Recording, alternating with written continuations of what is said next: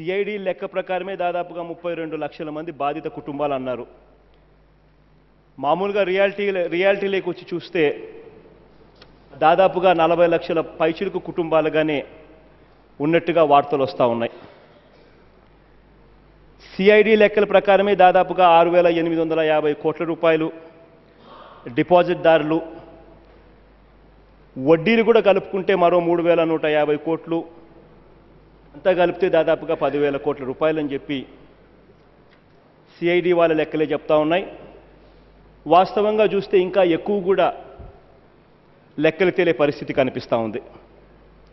అధ్యక్ష, ఇక్కడ మనం అంతా కూడా ఒకటి గమనించాలి అధ్యక్ష, ఇక్కడ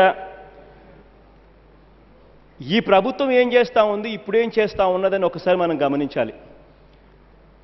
గతంలోనే ఇంతకుముందు పొద్దున మాట్లాడుతూ కొంతమంది తెలుగుదేశం సభ్యులు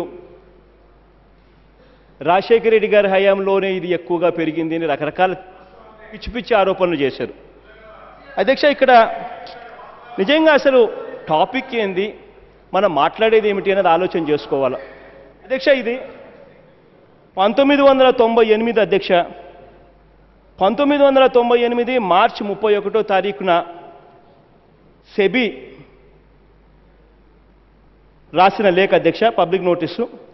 the investors and the public have been alerted to the fact that as a result of the provisions of section 12B of SEBI Act, no new collective investments can be sponsored అని చెప్పి public notice March 31, 1998లోనే SEBI ఇచ్చింది అధ్యక్ష. వాళ్ళు ఇచ్చిన ఇలా అనేక కంపెనీల లిస్టులు పెట్టారు. ఆ లిస్టులో అగ్రిగోల్డ్ ఫార్మ్స్ అని చెప్పి కూడా వాళ్ళ లిస్టులో కనిపిస్తుంది. అమౌంట్ మొబిలైజ్డ్ 1,335 కోట్లు అని చెప్పి కూడా కనిపిస్తూ ఉంది. అధ్యక్ష, నేను ఇక్కడ ఒక్కటి చెప్తా ఉన్నా, మనం బాధ్యత గల ప్లేస్లో ఉన్నాం, మన గవర్నమెంట్ నడుస్తూ ఉంది.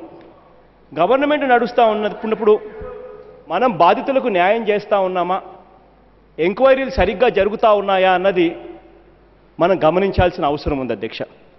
ఇక్కడ ఏం జరుగుతూ ఉంది అని అంటే అధ్యక్ష, దాదాపుగా 40 లక్షల మంది కుటుంబాలకు సంబంధించిన అంశం, దాదాపుగా 8 లక్షల మంది ఏజెంట్ల అధ్యక్ష, దాదాపుగా 100 ఏజెంట్లు పైచిలుకు మంది ఆత్మహత్యలు చేసుకున్నారు.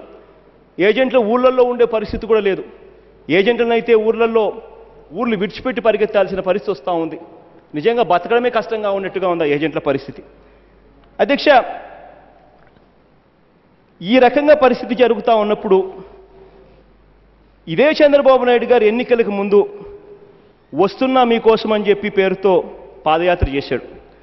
ఆ ఎన్నికల ప్రచారంలోనూ అగ్రిగోల్డ్ బాధితులకు మేము న్యాయం చేస్తామంటూ హామీలు కూడా ఇచ్చారు. విపక్షంలో ఉన్నప్పుడు అగ్రిగోల్డ్ బాధితులను ఆందోళనకు టీడీపీ నేతలు అందరూ కూడా సంఘీభావాలు కూడా తెలిపారు అధ్యక్ష.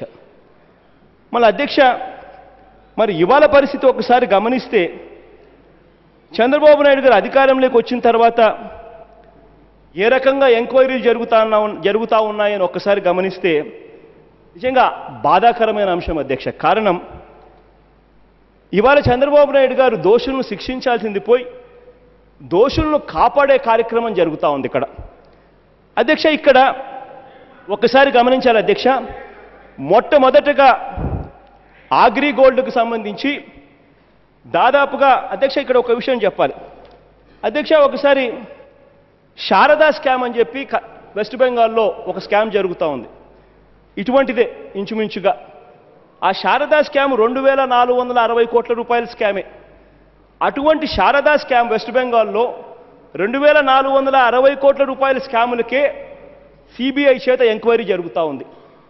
మరి అటువంటిది అఫీషియల్గానే వీళ్ళ లెక్కల ప్రకారమే, సిఐడి లెక్కల ప్రకారమే 6,850 కోట్ల రూపాయలని చెప్పి వీళ్ళ లెక్కలు చెప్తా ఉన్నప్పుడు దాదాపుగా 40 లక్షల మంది డిపాజిటర్లకు సంబంధించిన పరిస్థితులుగా, డిపాజిట్లకు సంబంధించి బాధిత కుటుంబాలకు సంబంధించిన అంశమైనప్పుడు ఇక్కడ మాత్రం సిబిఐ చేత ఎంక్వైరీ చేయించాలన్న ఆలోచన వీళ్ళకి రాలేదు అధ్యక్ష. అధ్యక్ష, ఎలా ఉందంటే అధ్యక్ష, 24/12/2014 అధ్యక్ష, 24/12/2014లో నెల్లూరు 3 టౌన్ పోలీస్ స్టేషన్లో మొట్టమొదటిగా కేసు రిజిస్టర్ అయింది అధ్యక్ష.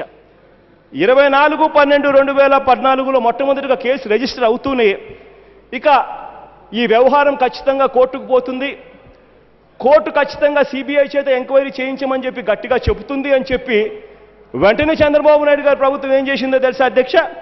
వెంటనే చంద్రబాబు నాయుడు గారు సిబిఐ చేత ఎంక్వైరీ చేస్తే మొత్తం అంతా కూడా డొంక కదులుతుందని భయపడి సిఐడి చేత వెంటనే 5/1/2015 తేదీన వెంటనే సిఐడి చేత ఎంక్వైరీకి ఆదేశాలు ఇచ్చారు అధ్యక్ష.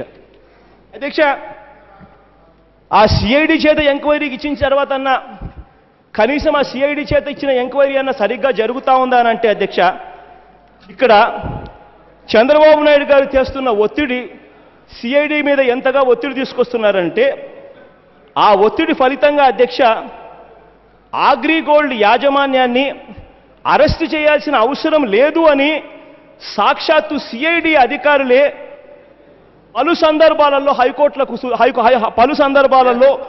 హైకోర్టులకు వివరించారు అధ్యక్ష.